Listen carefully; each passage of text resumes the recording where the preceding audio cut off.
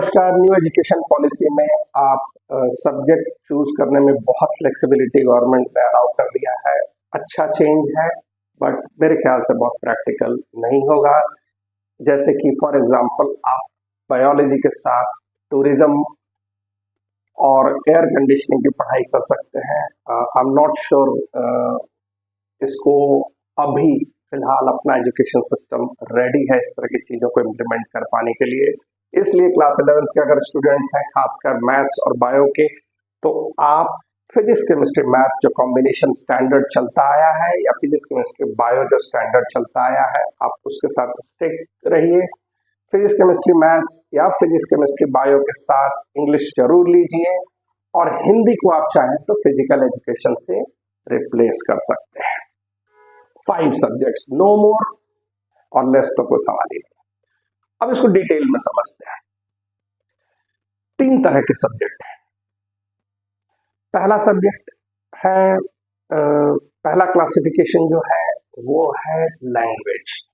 आपको 2 लैंग्वेज लेना है, मिनिमम 1 लैंग्वेज जिसमें इंग्लिश या लोकल लैंग्वेज जरूरी है। सो मेरे ख्याल से इंग्लिश ले लीजिए। दूसरा है, आप चाहे तो हिंदी को रिप्लेस करके किसी और स्किल टाइप का सब्जेक्ट, फिजिकल एजुकेशन एक बहुत ही पॉपुलर सब्जेक्ट है इंडिया में, इजीली नंबर आ जाते हैं, सो वो आप ले सकते हैं। और लैंग्वेज के बाद अब आते हैं, दूसरा क्लासिफिकेशन है एकेडमिक, जो कि कोर सब्जेक्ट होता है जिसके बेसिस पे आपका कैरियर डिसाइड होता है। इसमें आप बिल्कुल भी रिलैक्स्ड न रहें। Physics, chemistry, maths, bio, geography, history, commerce के जो मेन सब्जेक्ट्स हैं, इन सब सब्जेक्ट में से आप कोई भी 3 सेलेक्ट कर सकते हैं। इनफैक्ट एक और कैटेगरी है स्किल बेस्ड, जो मेजर चेंज है। आप चाहे तो तीनों स्किल बेस्ड सब्जेक्ट ले सकते हैं।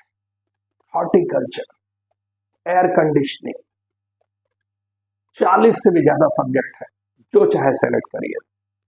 लेकिन ध्यान रखिएगा कि अगर आपको एयर कंडीशनिंग ही सीखना है तो उसके लिए और भी अदर ऑप्शंस हैं। आपको एकेडमिकली जाने की जरूरत नहीं है, क्योंकि जो आपको एयर कंडीशनिंग एक टेक्नीशियन सिखा सकता है वो आपको टीचर सिखा पाएगा, इसमें मुझे डाउट है। क्योंकि आपको एयर कंडीशनिंग स्किल्ड पर्सन बनना है तो आपको एसी इंस्टॉल करना आना चाहिए, आपको एसी को रिपेयर करना आना चाहिए।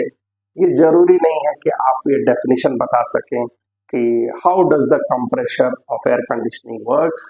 ये डेफिनेशन थ्योरी ये सीखने से ज़्यादा जरूरी है कि आप जेन्युइनली स्किल सीख लें, और अभी इस तरह का इम्प्लीमेंटेशन में समय लगेगा। सो stick with the standard combination जो चलता आया है, गिनी पिग मत बनिएगा।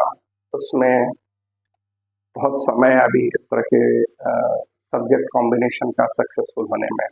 Thank you.